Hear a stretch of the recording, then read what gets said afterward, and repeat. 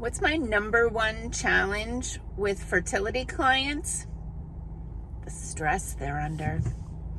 Hey, I'm Dr. Patty Barch. I'm a traditional naturopath, founder and owner of Naturally Unbridled Wellness and naturallyunbridled.com, where we focus on wellness solutions, not disease management. This is Down the Ridge with Dr. Patty, where I give you about 10 minutes of holistic life and wellness information on my way to work. This is not medical advice. It's for entertainment purposes only. Nothing I say is true. Don't listen to me.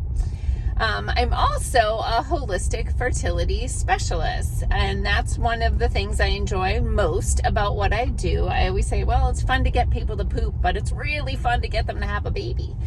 But over the years, I've had a wide variety of different fertility clients come to me for support, and the ones that have proven to be the most challenging are the most stressed out, especially if they work the night shift. And so why do you think that would be? Well, let's take a look at it. Remember, and you hear me say this all the time, we are animals. So we have natural instincts and natural mechanisms. And as animals, we would be in tribes of hunters and gatherers. And there would be,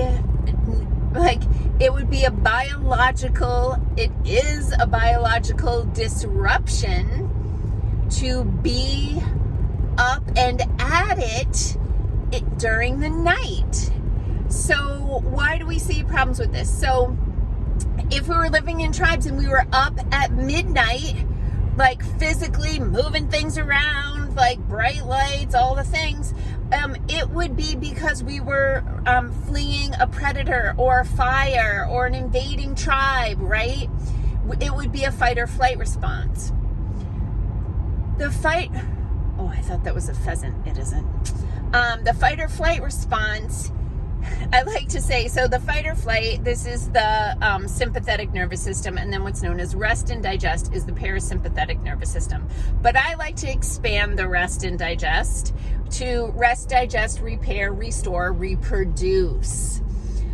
When you are in fight or flight, which again, fight, flight, freeze, or faint, when you're in that physiological state, there are mechanisms in place which divert energy to survival and away from it being in the moment and reproduction. So even to the point that your hormones change.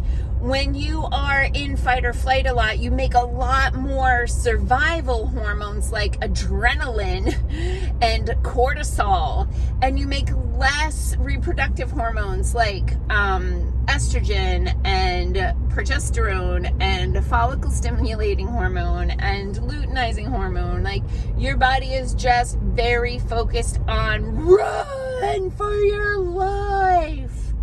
So I've had to explain to clients that work the night shift, you really got to see what you can do to get to a day shift or get a different job where you can work on a day shift. And they'll say things to me like, but there's a shift differential. I get more money if I work at night. And I'm like, and you're spending that money here or at a fertility clinic trying to get pregnant. You wouldn't need to spend that money or have that money to spend on this if you could go to working days. So, of course, there are a lot of different factors when it comes to fertility, a ton of different factors.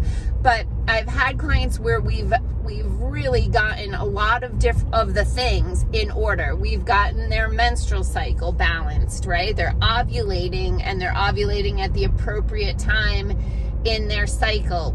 All the things are there and fine, and they don't get pregnant until they change their job and they're not working nights anymore. And then lo and behold, they're getting pregnant. So if you're trying to conceive and you're your menstrual cycle is normal, your partner has been tested, and the sperm count, motility, morphology, all of that looks good.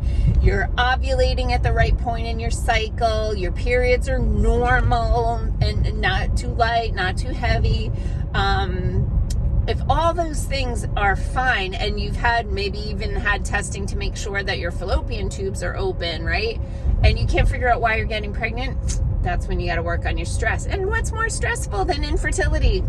Yeah, it's a challenge. I understand. So I just wanted to give you just a couple of tips on fertility. It's sadly, it's a large and growing population of young people these days who are dealing with fertility issues of multiple kinds. And so one thing that can be disruptive, especially if you're already in this fight or flight state because you're working nights or you're like super stressed out, but another thing that can be a problem is extreme exercise. Like just hitting it hard, like super intense workouts can also have a negative impact on fertility, because your body just interprets that as like you wouldn't be working this physically hard unless you were like running for your life. Oh my gosh, those kittens are so cute. Running for your life or fighting for your life. So take some slow, deep belly breaths in through the nose, out through the mouth, like a bunch of them. Do that. Go for walks, right? Don't go run a marathon. Go for walks. Take deep breaths. Do more of a flow yoga practice, right? That's awesome because of the breathing. Like one of my favorite things about yoga is just the breath work that's involved in that and really activating that parasympathetic nervous system. So take a deep breath.